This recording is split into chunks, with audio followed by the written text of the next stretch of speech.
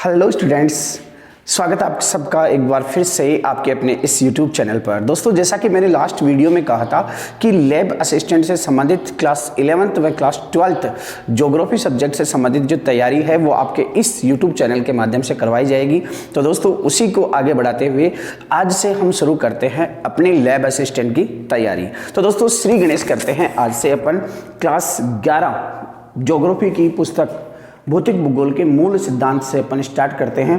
और आज जो होगा अपना जो फर्स्ट चैप्टर होगा वो होगा भूगोल एक विषय के रूप में। स्टार्ट करते हैं अपन चैप्टर नंबर फर्स्ट से। और चैप्टर नंबर जो फर्स्ट है वो है आपका चैप्टर भूगोल एक विषय के रूप में। क्या है दोस्तों? भूगोल एक विषय के रूप में।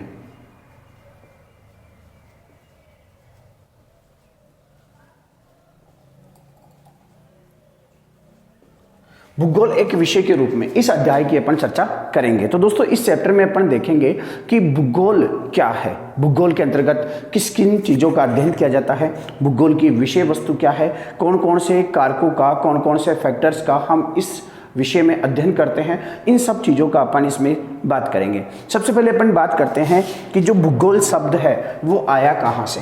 तो दोस्तों, भूगोल जो शब्द है वो एक ग्रीक भाषा के दो शब्दों से मिलकर बना है। ग्रीक भाषा के दो शब्द है जिनका नाम है जियो और ग्राफोज। ग्रीक भाषा के दो शब्द, कौन सी भाषा के? ग्रीक भाषा के दो शब्द है जियो और ग्राफोज।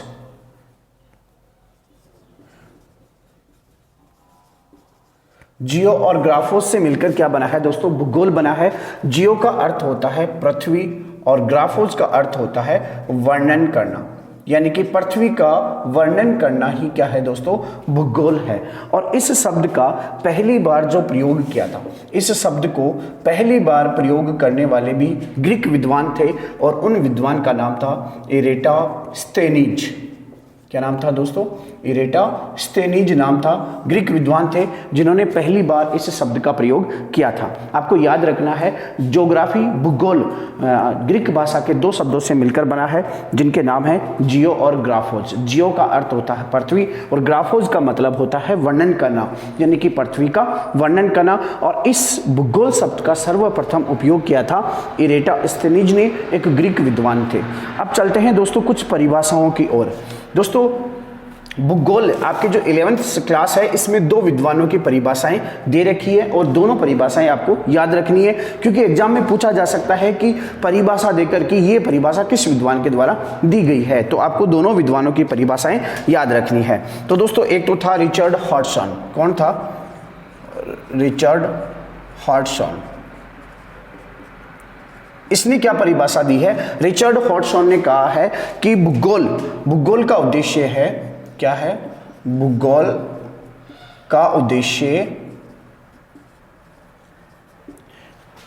का उद्देश्य जो प्रकृति पर उपलब्ध या धरातल पर उपलब्ध जो भिन्नताएं हैं, धरातल पर उपलब्ध भिन्नताओं का वर्णन करना ही क्या है? भूगोल है। और ये परिभाषा किसने दी है? रिचर्ड हॉडसन ने। क्या कहा है कि भूगोल का उद्देश्य धरातल पर उपलब्ध भिन्नताओं का वर्णन करना है। दूसरे जो विद्वान है वो विद्वान है दोस्तों अल्फ्रेड हेटनर। कौन थे? अल्फ्रेड हेटनर ने क्या परिभाषा दी है? अल्फ्रेड हेटनर ने दी है कि धरातल पर जो भिन्नताएं हैं उनका कारणात्मक अध्ययन, यानी कि भूगोल में जो धरातल भिन्नताएं हैं, भूगोल में जो धरातल भिन्नताएं हैं उनका कारणात्मक अध्ययन, यानी कि कारण के साथ में उनका अध्ययन, ये क्या है? भूगोल है। और ये किसने परिभाषा दी है? अल्फ्रेड हेटनर ने ये परिभाषा दी है। तो दोनों विद्वानों की परिभाषाएं आपको याद रखनी होगी। साथ ही आप जो है इसे एक पेपर और पेन के माध्यम से उतारते रहिए। आपको अगर अभी उतारने का टाइम नहीं मिल रहा है तो आप इसका स्क्रीनशॉट ले लीजिए और फिर बाद में जैसे ही आपकी क्लास कंप्लीट होती है उसके बाद में उसे नोट डाउन कर लीजिए, नोट्स के रूप में अपने पास में सिक्योर रखिए ताकि आप इसे रिवाइज कर सके, आप इसे दोबारा से पढ़ सके। अच्छा, आगे चलते हैं। भूगोल में और क्या है, अपन ने भूगोल का शाब्दिक अर्थ समझा, पहली बार प्रयोग किसने किया ये समझा, और दो विद्वानों के द्वारा दी गई भूगोल की अलग अलग परिभाषाएं अपन ने समझी। अब अपन देखते हैं कि वाकई में भूगोल है क्या, भूगोल में किस चीज का अध्ययन किया जाता है। तो दोस्तों, भूगोल में प्रकृति व मानव, प्रकृति व मानव के अंतर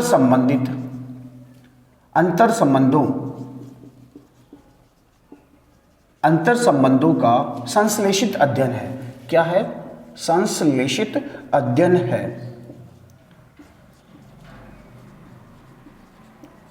भूगोल में क्या है, प्रकृति और मानव के बीच में जो अंतर संबंध पाए जाते हैं, प्रकृति और मानव जो इंटर रिलेटेड है, इन सब का अध्ययन ही क्या है दोस्तों, भूगोल है। ये परिभाषा अपन भी बता सकते हैं।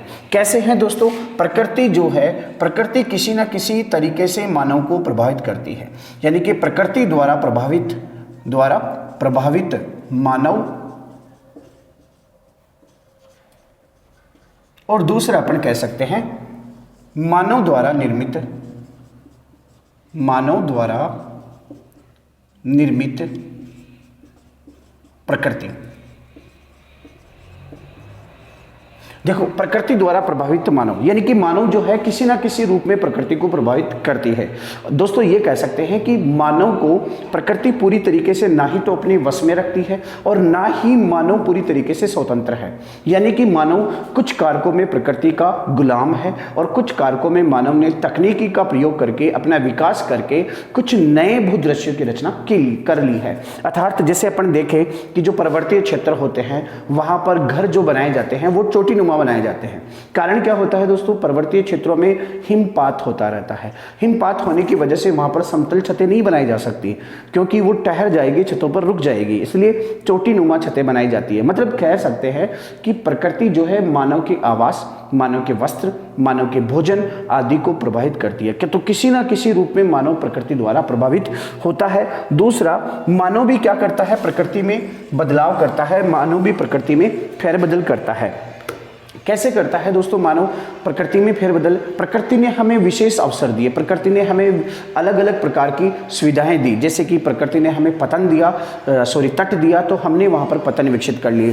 प्रकृति ने हमें महासागर दिए तो हमने समुद्री मार्ग खोज लिए। प्रकृति ने हमें लोहा अयस्क दिया तो हमने उससे कई उपकरण बना लिए। तो इस तरीके से अपन कह सकते हैं कि प्रकृति जो मानव जो है वो भी अपने क्रियाकलापों से प्रकृति पर एक नए भूदृश्य की रचना करता है। प्रकृति ने हमें मैदान दिए, हमने फूलों की क्यारियां सजा ली, यानी कि अपने बाग बगीचे लगा लिए, खेत खलियान विकसित कर लिए। यानी कि प्रकृति द्वारा मानव प्रभावित है और मानव के द्वारा प्रकृति भी प्रभावित है। तो इन दोनों के बीच में जो अंतर संबंध होता है, जो इंटर रिलेटेड होता है, इसका अध्ययन भूगोल के अंतर्गत किया जाता है। तो अपन ने देखा कि भूगोल जो है वो कहां से आया, किन शब्दों से आया और किसने इसका पहली बार प्रयोग किया। दूसरा, अपन ने देखा कि दोनों विद्वानों ने किस तरीके से भूगोल की परिभाषाएं दी। फिर अपन ने देखा कि प्रकृति और मानव किस तरीके से इंटर रिलेटेड होते हैं, किस तरीके से एक दूसरे को प्रभावित करते हैं। आगे बढ़ते हैं और अब अपन देखते हैं भूगोल एक विषय के रूप में। क्या देखते हैं दोस्तों? भूगोल एक विषय के रूप में। आप जो भी मैं बोर्ड पे लिखवा रहा हूं, आप इसका स्क्रीनशॉट लो और स्क्रीनशॉट लेकर इसे पेपर पेन से नोट डाउन कर लो, नोट्स के रूप में आप इसे सिक्योर कर लो। आगे देखते हैं प्रकृति भूगोल एक वैज्ञानिक विषय। कैसा विषय? वैज्ञानिक। किस तरीके से है दोस्तों वैज्ञानिक विषय? भूगोल में शुरुआत में जो प्रश्न पूछे जाते थे, स्टार्टिंग टाइम में जो भूगोल में प्रश्न पूछे जाते थे, तो कार्य कारण से संबंधित प्रश्न नहीं पूछा जाता था। यानी कि अधिकांशतः प्रश्न पूछे जाते थे कहां और क्या। यानी कि अगर आप किसी भी चीज का अध्ययन कर रहे हो, यानी कि जैसे मान लीजिए आप जनसंख्या का अध्ययन कर रहे हो, तो आप क्या पढ़ोगे उसमें कि वहां पर कितनी जनसंख्या रहती है, कहां पर रहती है, इन सब का अध्ययन किया जाता था। लेकिन एक तीसरा प्रश्न जुड़ गया इसमें, और वो क्या है दोस्तों? कार्य कारण से संबंधित है। कार्य कारण से संबंधित है और वो प्रश्न है क्यों। क्या है वो प्रश्न? क्यों। जैसे ही क्यों प्रश्न इस विषय में जुड़ा, इस विषय को एक वैज्ञानिक आधार मिल गया। पहले भूगोल विषय में सिर्फ क्या, कहाँ, इस प्रकार के प्रश्न सम्मिलित किए जाते थे। लेकिन जैसे ही क्यों प्रश्न जुड़ा, यानी कि एक एज ए ज्योग्राफर अगर आप एक भूगोलवेता हो तो आपको, यानी कि अगर जैसे मान लीजिए आप जनसंख्या के अंतर्गत अध्ययन कर रहे हैं तो आप क्या करेंगे कि कौन से क्षेत्र में कितनी जनसंख्या रहती है, कहाँ पर रहती है, कौन से एरिया में रहती है और कितने लोग बसे हुए हैं। लेकिन एक प्रॉपर ज्योग्राफर होने के नाते आपको यह भी पता करना पड़ेगा कि उस क्षेत्र में इतनी जनसंख्या क्यों रहती है, यानी कि क्यों संबंधित प्रश्न क्या करता है, आपको एक वैज्ञानिक सोचने का, वैज्ञानिक तरीके से सोचने का आधार देता है। इसलिए भूगोल विषय को वैज्ञानिक विषय कब माना गया, जब इसमें क्यों प्रश्न जुड़ गया। आपका क्वेश्चन ऐसा हो सकता है एग्जाम में कि भूगोल विषय को वैज्ञानिक विषय प्रदान करने वाला प्रश्न है। पहला आ गया आपको क्या, दूसरा कहाँ, तीसरा आ गया क्यों और चौथा आ गया उपरोक्त में से कोई नहीं। तो आपका सही आंसर क्या होगा दोस्तों, यहां पर आपका सही आंसर होगा क्यों, क्योंकि ये किससे जुड़ा हुआ है, कार्य कारण से, कि जो भी कार्य है उसके पीछे उसका कारण क्या है। आगे चलते हैं कार्य वैज्ञानिक विषय के रूप में।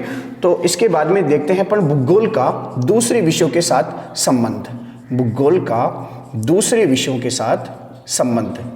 देखिए दोस्तों, भूगोल जो है विषयों का संबंध दूसरे विषयों के साथ संबंध। देखिए दोस्तों, भूगोल जो है वो अपना एक पृथक क्या रखता है, अपना एक विशेष विषय क्षेत्र रखता है। यानी कि भूगोल एक अपना पर्टिकुलर जो अध्ययन स्टडी जो मटेरियल है वो रखता है, विषय क्षेत्र रखता है। लेकिन भूगोल क्या है, एक स्वतंत्र विषय होने के साथ साथ में दूसरे बहुत सारे विषयों के साथ में इंटर रिलेटेड है, उनसे जुड़ा हुआ है। कैसे जुड़ा हुआ है दोस्तों, जैसे कि बात करें अपन भूगोल की बात करें अपन सामाजिक विज्ञान से, किससे, सामाजिक विज्ञान से, तो आप कहोगे कि ये जुड़ा हुआ नहीं है। लेकिन भूगोल जो है वो सामाजिक विज्ञान से जुड़ा हुआ है, क्योंकि जब अपन भूगोल की बात करते हैं तो अपन मानव के कल्चर की बात करते हैं। जब अपन भूगोल की बात करते हैं तब हम मानव के व्यवसाय की बात करते हैं, मानव के तरीकों की, परंपराओं की बात करते हैं। और जब अपन सामाजिक विज्ञान की बात करते हैं तब भी हम समाज, संस्कृति, परंपराएं, इन सब की बातें करते हैं। तो कह सकते हैं कि भूगोल और सामाजिक विज्ञान दोनों क्या है, इंटर रिलेटेड है। ऐसे ही अपन कहें कि भूगोल और राजनीति विज्ञान, भूगोल और राजनीतिक विज्ञान, ये दोनों आप बताओ आपस में जुड़े हुए हैं क्या, जुड़े हुए हैं। क्योंकि अपन राजनीतिक भूगोल जब पढ़ते हैं तो अपन देश की सीमाओं का अध्ययन करते हैं, कौन सा एरिया बड़ा है, कौन सा छोटा है, किसका क्षेत्रफल कितना है। साथ ही अपन ये देखते हैं कि एक देश का दूसरे देश के साथ संबंध कैसा है, एक राज्य का दूसरे राज्य के साथ संबंध कैसा है। और राजनीतिक विज्ञान में ये बातें बहुत मायने रखती है, क्योंकि ये सब सूचनाएं कहाँ से प्राप्त होती है, हमें राजनीतिक विज्ञान से। ये दोनों बताओ आपस में संबंधित है क्या, जी बिल्कुल है। तो भूगोल और राजनीतिक विज्ञान संबंधित है। ऐसे ही अगर अपन भूगोल और इतिहास की बात करें, भूगोल और इतिहास की बात करें तो ये भी आपस में जुड़े हुए हैं दोस्तों। इसी तरीके से अगर अपन भूगोल और जीव विज्ञान की बात करें तो ये भी आपस में जुड़े हुए हैं। चाहे से वनस्पति शास्त्र की बात करें, चाहे से जीव शास्त्र की, चाहे बायोलॉजी की बात करें, चाहे बॉटनी की बात करें, ये सब किससे जुड़े हुए हैं, भूगोल से जुड़े हुए हैं। सभी विषय आपस में क्या होते हैं, इंटर रिलेटेड होते हैं, दूसरे से संबंधित होते हैं। इनका एक पृथक अपना विषय क्षेत्र होने के साथ साथ में दूसरे विषयों के साथ में भी ये संबंधित होते हैं, क्योंकि ये विषय आपस में एक दूसरे को सूचनाएं प्रदान करते हैं। आगे चलते हैं अपन, तो भूगोल का अन्य विषयों के साथ संबंध हो गया। आगे वाले पॉइंट में चलते हैं अपन, भूगोल की शाखाएं, भूगोल की शाखाओं में, भूगोल की शाखाएं। तो दोस्तों आगे वाला पॉइंट है अपना भूगोल की शाखाएं। दोस्तों मुख्य रूप से भूगोल की एक होती है भौतिक भूगोल, एक होता है आपका मानव भूगोल, एक होता है आपका जीव भूगोल, और एक अपन देख सकते हैं प्रादेशिक उपागम के आधार पर, प्रादेशिक उपागम के आधार पर भूगोल। चार भागों से, चार तरीकों से अपन देख सकते हैं, भौतिक भूगोल, मानव भूगोल, इसके अलावा जीव भूगोल और प्रादेशिक उपागम के आधार पर भूगोल। तो पहला देखते हैं अपन भौतिक भूगोल। भौतिक भूगोल के उप विभाग कौन कौन से हैं? तो दोस्तों भौतिक भूगोल में देखो अपन किस किस चीजों का अध्ययन करते हैं, इसके उप विभाग या इसके उप विषय कौन कौन से हैं। तो इसमें दोस्तों एक आता है भू आकृति, भू आकृतिक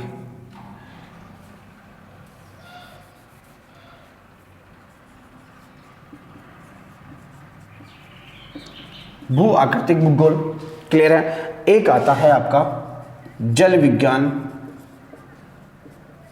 एक आता है आपका जलवायु विज्ञान, एक आता है आपका जलवायु विज्ञान, मृदा विज्ञान, मृदा विज्ञान। ये क्या है? सब भौतिक भूगोल के उप विषय है। दोस्तों भू आकृति विज्ञान में अपन क्या पढ़ते हैं? भू आकृति विज्ञान में पढ़ते हैं कि जो भूमि की आकृति है वो किस तरीके से डेवलप्ड हुई, उसका विकास कैसे हुआ, वो किस तरीके से चेंज हो रही है, इसमें किस तरीके से बदलाव आ रहे हैं, इन सब का अध्ययन अपन करते हैं भू आकृति विज्ञान में। जल विज्ञान की बात करें तो जल विज्ञान में दोस्तों अपन समुद्र, सागर, महासागर, झीलें, नहरें, नदियां आदि का अध्ययन करते हैं। अगर जलवायु विज्ञान की बात करें तो इसमें अपन composition of atmosphere, structure of atmosphere, कौन कैसे किस तरीके से प्रेसिपिटेशन होता है, किस तरीके से आर्द्रता जो है वायुमंडल में जाती है, जलवायु, सूर्य ताप, आइसोलेशन, इन सब का अध्ययन अपन किस में करते हैं? जलवायु विज्ञान में करते हैं। और दोस्तों मृदा जो विज्ञान है इसमें अपन पढ़ते हैं कि मृदा का जो निर्माण है वो कैसे हुआ, मृदा में कितने संस्तर है, मृदा में कौन कौन से तत्वों की उपलब्धता है या कौन कौन से तत्व अनुपलब्ध है, इस तरीके की चीजें अपना अध्ययन करते हैं मृदा विज्ञान के अंतर्गत। अब दूसरा आता है मानव भूगोल। दोस्तों मानव भूगोल में अपना अध्ययन करते हैं राजनीतिक भूगोल। किसका अध्ययन करते हैं? राजनीतिक भूगोल। एक अपना अध्ययन करते हैं आर्थिक भूगोल, और अपन देखते हैं जनसंख्या भूगोल, जनसंख्या भूगोल। एक अपन देखते हैं अधिवास भूगोल, अधिवास भूगोल। इन सब का अध्ययन किया जाता है किसमें? मानव भूगोल के अंतर्गत। यानी कि मानव भूगोल की इस उप शाखाएं कौन कौन सी है? राजनीतिक भूगोल है, आर्थिक भूगोल है, जनसंख्या भूगोल है, अधिवास भूगोल है। ये सब क्या है? राजनीतिक विज्ञान की उप शाखाएं हैं। दोस्तों इसमें किसका अध्ययन होता है? राजनीतिक भूगोल में किसका अध्ययन होता है? प्रदेश की राजनीतिक सीमाओं का अध्ययन होता है। कौन सा देश क्षेत्रफल में बड़ा है, कौन सा छोटा है, दो देशों के बीच में क्या संबंध है, किस तरीके के संबंध है, उनकी प्राकृतिक सीमाएं कैसे बनती है, इस तरीके का अध्ययन किया जाता है राजनीतिक भूगोल में। दूसरा अपन बात करें आर्थिक भूगोल। तो दोस्तों आर्थिक भूगोल में अध्ययन किया जाता है मानव के आर्थिक कार्यों का। दोस्तों आर्थिक कार्य मानव के वे कार्य होते हैं जिनको संपन्न करके मानव अपनी आजीविका चलाता है। यानी कि मानव अपने भरण पोषण के लिए, अपनी उदर पूर्ति के लिए जो भी काम करता है वो सब उसके क्या कहलाते हैं? आर्थिक कार्य कहलाते हैं। तो ये जो आर्थिक कार्य है ये पशुपालन भी हो सकता है, खनन भी हो सकता है, कृषि भी हो सकता है, उद्योग, व्यापार, वाणिज्य, संचार, ये सब किस में अध्ययन किया जाता है? आर्थिक भूगोल में। आगे अपन देखते हैं जनसंख्या भूगोल। दोस्तों जनसंख्या भूगोल के अंतर्गत जनसंख्या वितरण, जनसंख्या घनत्व, साक्षरता, लिंगानुपात, इन सब का अध्ययन किया जाता है जनसंख्या भूगोल के अंतर्गत। आगे आता है आपका अधिवास भूगोल। अधिवास भूगोल के अंतर्गत, अधिवास का मतलब होता है दोस्तों क्या? बस्ती। क्या अर्थ होता है? बस्ती। यानी कि मानव जो भी, जहाँ पर भी मानव रह रहा है तो वहाँ पर वो बस्तियों का निर्माण करेगा। यानी कि नगरीय बस्ती हो, ग्रामीण बस्ती हो, किस प्रकार के वहाँ पर घर है, कौन कौन सी वहाँ पर फैसिलिटीज है, सुविधाएं हैं, कौन कौन सी वहाँ पर समस्याएं हैं, इन सब का अध्ययन किया जाता है अधिवास भूगोल के अंतर्गत। अब आगे चलते हैं अपन जीव भूगोल में। जीव भूगोल में किस किस का अध्ययन, इसके उप विभाग कौन कौन से है जीव भूगोल के? तो दोस्तों एक तो है जीव विज्ञान, जीव विज्ञान। एक है पर्यावरण विज्ञान, पर्यावरण विज्ञान। एक है वानस्पतिक विज्ञान। क्या है?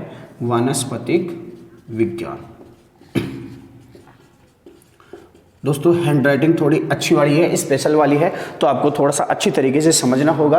और अगर मैं बोल रहा हूं तो आपको देखने में, इसको पढ़ने में कोई ज़्यादा कठिनाई नहीं होगी। तो जीव भूगोल के अंतर्गत जीव विज्ञान यानी कि जो भी जीवन है, जो भी जीव है, जैसे कि पशु वगैरह, विभिन्न प्रकार के पशु पक्षी, इन सब का अध्ययन, और ये लोग, ये पशु कहाँ पर निवास कर रहे हैं, इस क्षेत्र का अध्ययन ही किसके अंतर्गत किया जाता है? जीव विज्ञान के अंतर्गत किया जाता है। दूसरा है पर्यावरण विज्ञान। पर्यावरण दोस्तों इकोलॉजिकल साइंस या एनवायरमेंट साइंस जिसे अपन कह सकते हैं। पर्यावरण का मतलब होता है जो भी अपने चारों ओर का आवरण है, जिस आवरण से हम घिरे हुए हैं, वही क्या होता है? हमारा पर्यावरण होता है। तो चारों ओर जो भी आवरण है, जो भी चीज़ें हैं, उन सब का अध्ययन अपन किस में करते हैं? पर्यावरण विज्ञान में करते हैं। वानस्पतिक विज्ञान में क्या किया जाता है दोस्तों? विभिन्न प्रकार के जो वनस्पति है, विभिन्न प्रकार के जो पेड़ पौधे हैं, वो कौन सी स्थिति में कहाँ पर स्थित है और उसके लिए अनुकूल अवस्थाएं कौन कौन सी है, इन सब का अध्ययन किया जाता है वानस्पतिक विज्ञान में। अब अगर बात करें प्रादेशिक उपागम की, तो दोस्तों प्रादेशिक उपागम में प्रदेश स्तर पर, यानी कि चाहे से वो प्रदेश या फिर क्षेत्रीय स्तर पर अध्ययन किया जाता है। यानी कि किसी भी प्रदेश या किसी भी क्षेत्र का, एक पर्टिकुलर रीजन का, एक पर्टिकुलर एरिया का कोई विशेष अध्ययन किया जाता है, तो वो किसके अंतर्गत आता है? प्रादेशिक उपागम के अंतर्गत आता है। तो आप इसका स्क्रीनशॉट ले लीजिए और फिर नोट डाउन आपके पेपर में इसे कर लीजिए। आगे अपन देखते हैं भूगोल के उपागम। क्या देखते हैं दोस्तों? भूगोल के उपागम, जो अपना इस चैप्टर का आखिरी पॉइंट होगा। दोस्तों भूगोल के मुख्य रूप से दो उपागम हैं, एक विषय वस्तुगत और दूसरा प्रादेशिक। भूगोल के उपागम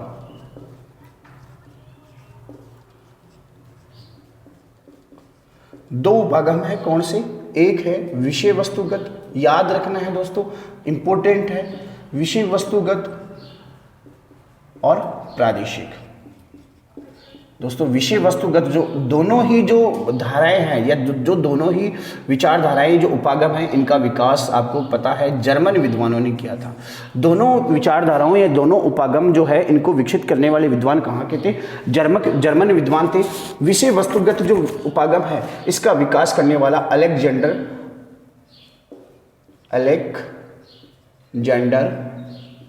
वान हम्बोल्ट थे। कौन थे? अलेक्जेंडर वान हम्बोल्ट। और इसका विकास करने वाले थे कार्ल रिटर। दोनों समकालीन विद्वान थे और दोनों ही कहाँ के थे? जर्मनी के विद्वान थे, अलेक्जेंडर वान हम्बोल्ट या फिर कार्ल रिटर। अलेक्जेंडर वान हम्बोल्ट के अगर जीवन काल की बात करें तो इसका जीवन काल था दोस्तों 1769 से 1859, 1769 से 1859। और इसके जीवन काल की बात करें तो इसका जीवन काल था 1779 से 1859।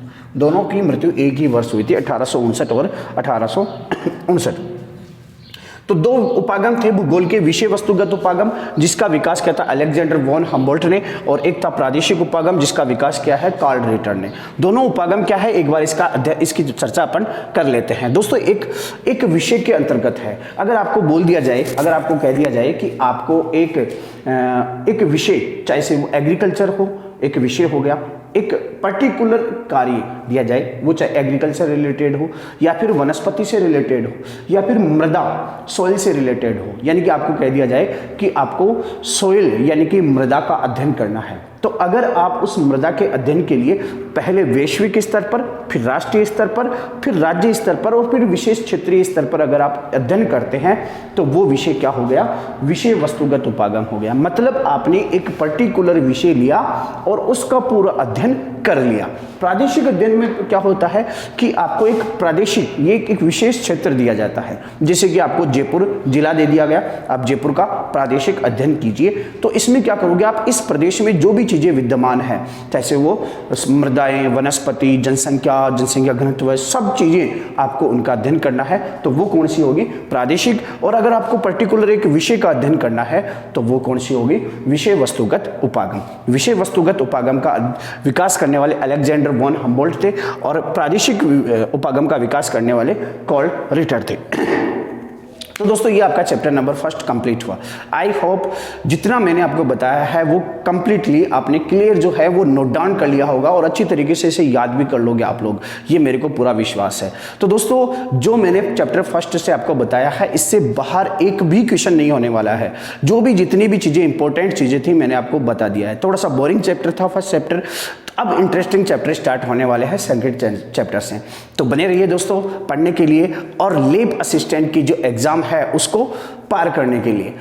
और अगर नए हो तो चैनल को जरूर सब्सक्राइब करना और कमेंट करके जरूर बताना कि आपको इस लेक्चर में कितना कुछ सीखने को मिला और कैसा आपको लगा। Thank you so much.